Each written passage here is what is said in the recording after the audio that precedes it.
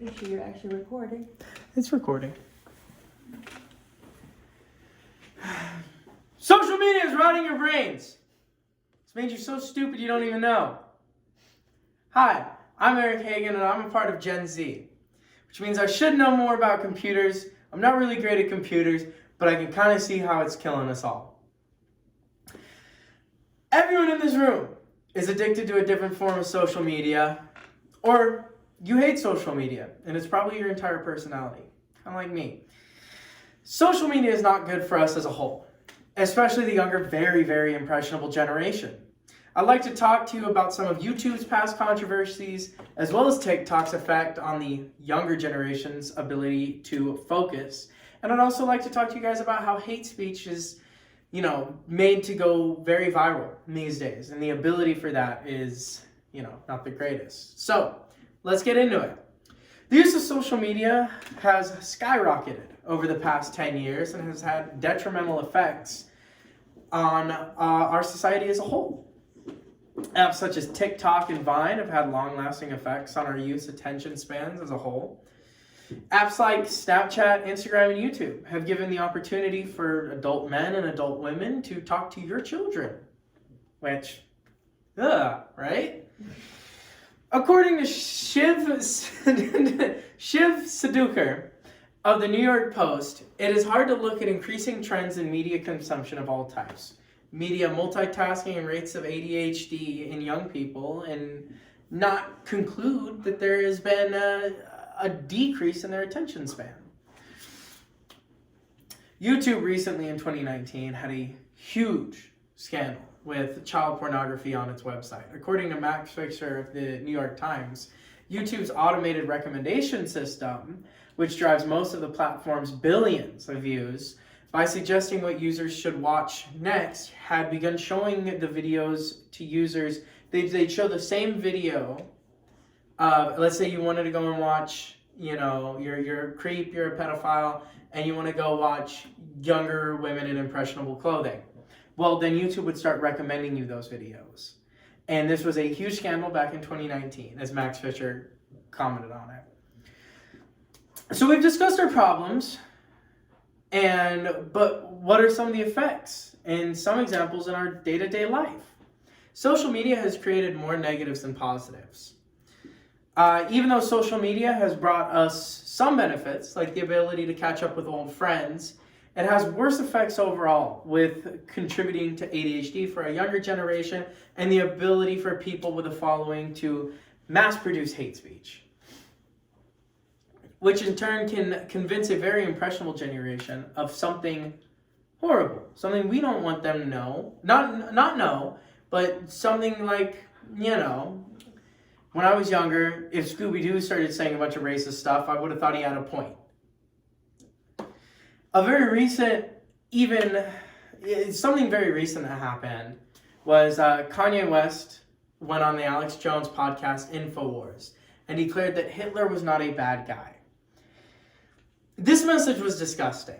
There's no way around that. And the worst part, it was due to the virality of the clip that a lot of impressionable youth heard the message he was displaying through various apps, such as ones mentioned before, YouTube, TikTok, Instagram, Snapchat.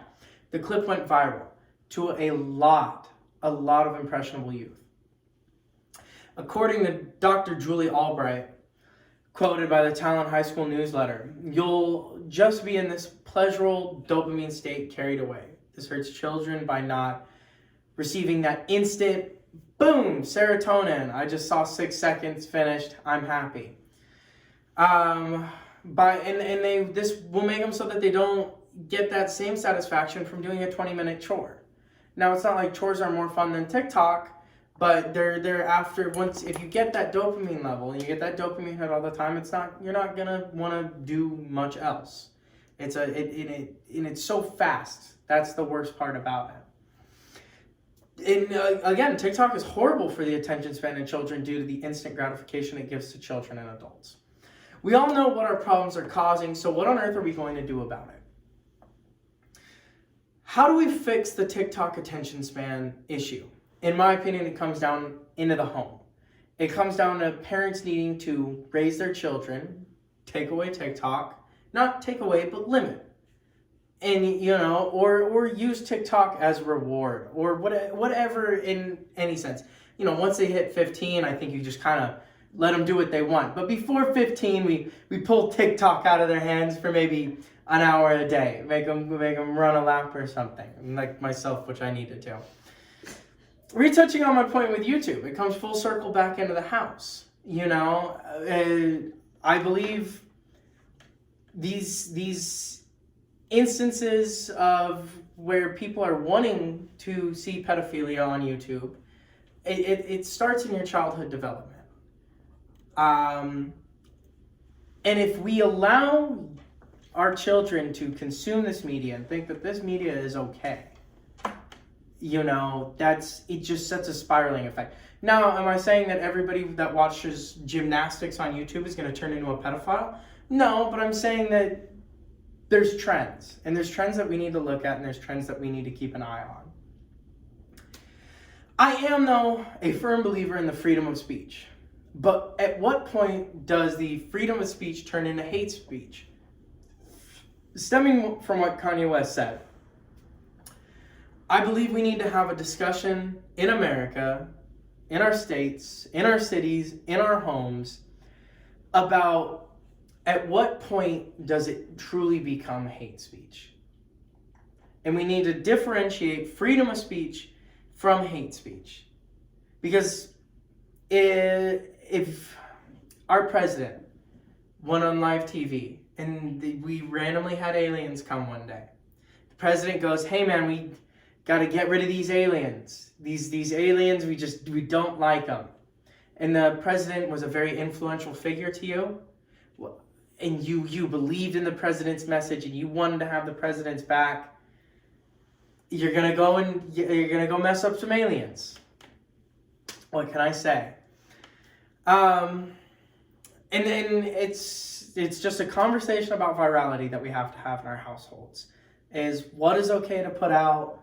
When do we see something and realize, okay, this person has fallen off the rocker? It's just something that needs to be talked about more, mainly in our youth.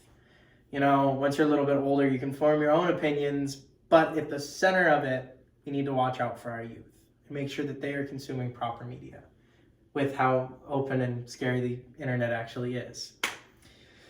Overall, social media has put more of a negative than a positive in our day-to-day lives. And I don't think even the people that are heavily addicted to social media would disagree with me on that. I think a lot of people, we've all put our hours in. I've definitely put my hours in.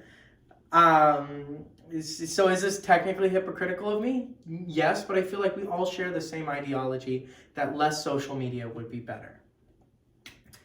That's destroying our youth's attention span, and with hate speech going viral, social media has created just a genuine negative in our day-to-day lives. Now, I'd like to ask you, the audience, do you think for the greater good, no more Facebook, no more Instagram, no more Snapchat, no more YouTube, no more Farmville, no more Call of Duty. Okay, maybe we can let Call of Duty slide, but we're cutting some of the hard ones out of here. Subscribe to your environment, and thank you. Thank you guys. Also, I'd like to add this at the end of my speech. My buddy that was supposed to show up did not show up, and I leave for Texas tomorrow. So, sorry.